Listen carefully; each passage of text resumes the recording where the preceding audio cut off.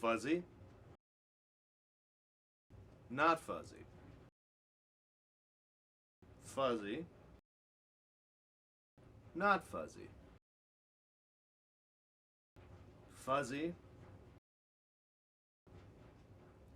Fresh and clear from a Led Zeppelin book published 18 months ago.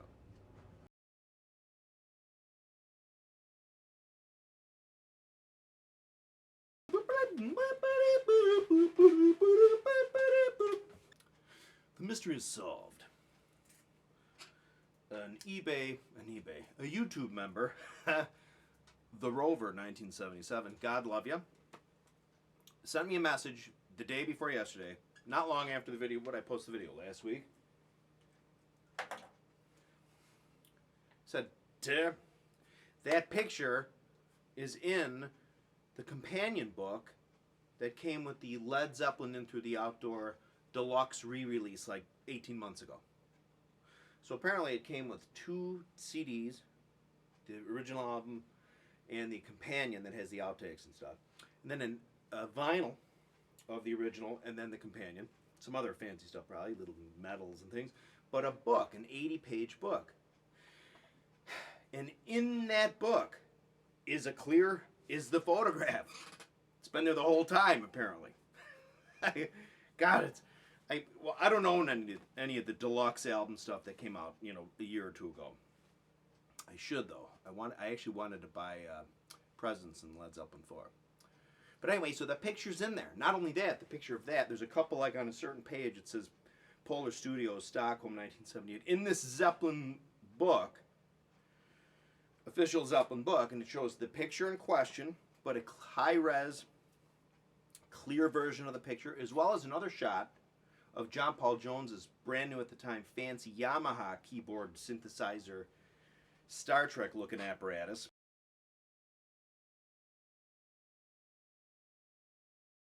Which in the background you can see the drum room there with the clouds and stuff and Bonham's drum setup.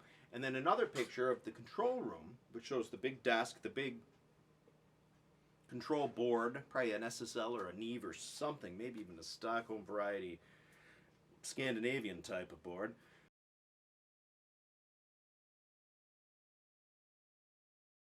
With the telephone on it and some other stuff. So it is official, etched in stone. 2 things. The picture, in fact, does depict this stainless steel kit, not the silver sparkle kit. Remember, Bonham did have, according to sources, even Ludwig too, said, a silver sparkle kit, 26 that he got in 75-ish, 2615, I think 1820 were the floor toms. Although, he did get extra tom. Maybe got a 13.2 and a 10 by 14, a 16 by 60, whatever. And somebody years ago had told me, was it Bill Townsend maybe? Bill Townsend told me 20 years ago, around the time he sent me that video, the one that I posted of Bonham's original amber Vistalite drums, that according to Bill Townsend, according in these books that have been published, are in fact the original, are Bonham's amber Vistalite kit. The original, remember, I've said in that video, the head, the 3-ring head on that kit in the video is not the original head. Townsend told me he didn't get it. Maybe his wife, Pam, or kept it. Pat. Anyway, so the picture indeed, if you look at it, does show, you can really more clearly see reflections. You can see reflections if you look real close of like the, the wall is sort of like this wood if you've seen in the fuzzy picture. And I'm going to, in this video, post the higher res picture of it. It's small. It's a scan he did that he sent me. God love this man, this person, the Rover 1977. But it's a lot clearer. A lot clearer. It'd be great if it was a whole page. And I think it's like if you look at the Zeppelin book, companion book, I think there's 3 pictures on one page. So maybe this big, and this big. It'd be nice if that was blown up to the whole page, right? Like super crispy. But anyway, I'll definitely take what I can get. And you can clearly see the reflections on the drums that it in fact is the stainless steel kit. And I'd heard that the silver sparkle kit that he'd received was all mock lugged. So not just the rack tom had the mock lug, but indeed the bass drum, the floor toms too. That's what Townsend and somebody else might have told me. Remember, the stainless steel kit, only the 12 by 15 had the mock lugs. Everything else was standard classic lug. And of course, we know a little later, Bonham in 79 or 80 did drop the 12 by 14 in favor of a 10 by 14 separate lug. But anyway, so that's it. It really does show the stainless steel kit. Now, it is entirely possible they didn't record with it. I mean, it's possible, and somebody else had sent a message or a comment this, well, you know, it is entirely possible they brought it there and they just didn't use it. Well, sure, of course. I mean, he might have brought all three. He might have brought the silver sparkle, the stainless, and the green. God knows you can see the green sparkle in the picture. It's off to, if you're looking at the picture here, and I'm the stainless steel kit like this, if I was sitting at it, the green sparkle kit's back over here, okay? Which is interesting, because you can see this green sparkle kit, if you look closely, has a clear front and batter and reso head. You can see the felt strip through the clear head. It almost looks like there's a pillow in it, too, a couple people pointed out. And incidentally, too, Townsend and a couple other guys, maybe Ochiltree, said that they might have put a hole in the front bass drum when they recorded Presence. I mean, in through the outdoor. You don't see a port in the bass drum in the stainless kit in the photograph. But again, that could have been right when they loaded everything in. They might have just loaded stuff in and taken pictures, because I know at the time, I think Zeppelin were pretty much the first high-profile. Sorry, I'm spitting stuff out of my mouth. High-profile client Polar Studios had. Remember, Polar Studios was owned by ABBA. ABBA built that studio. ABBA was huge in the 70s. You know what? Led Zeppelin loved ABBA. John Bonham loved ABBA. He really did. I think he really liked disco, too. Anyway. So there it is. You can see the stainless steel kit. And someone else had brought something up, too.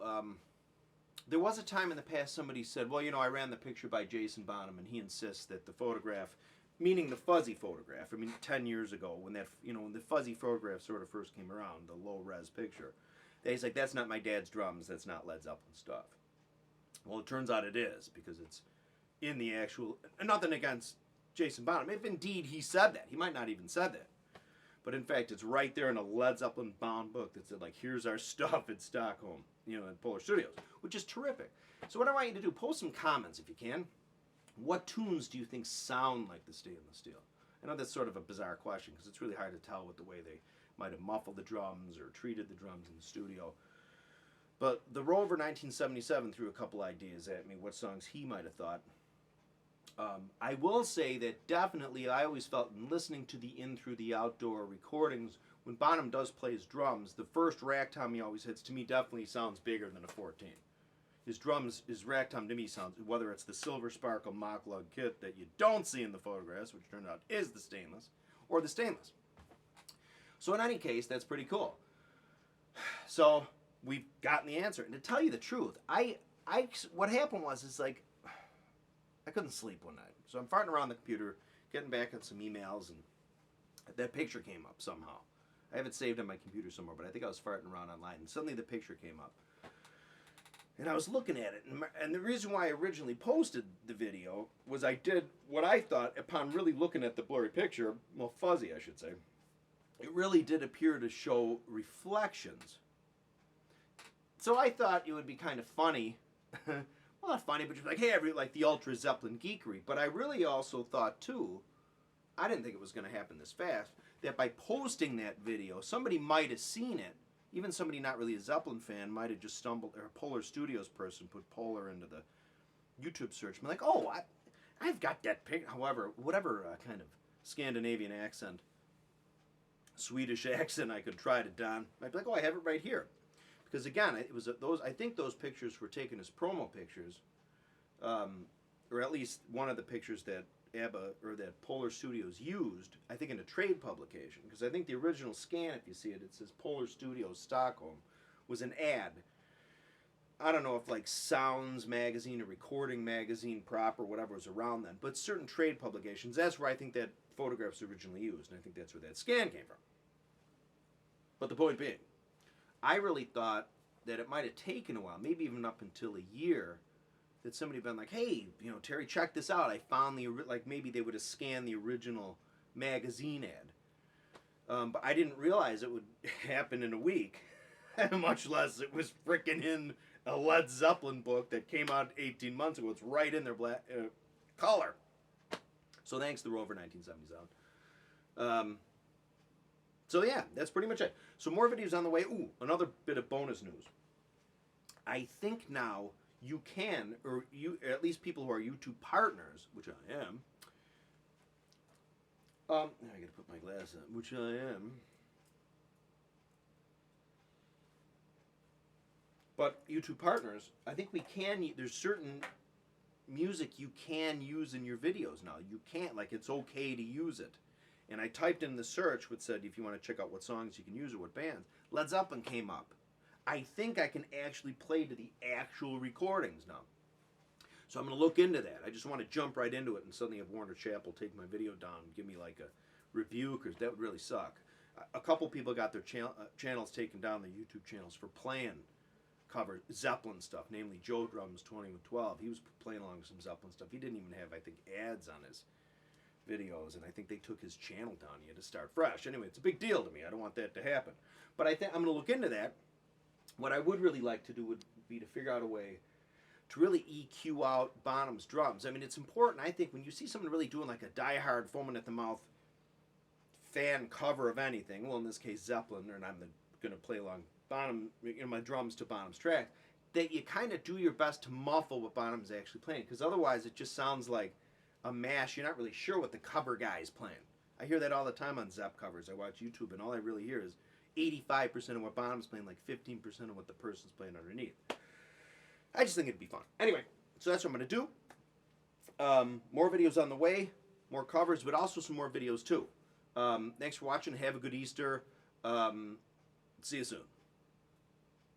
Thank you. Bye-bye.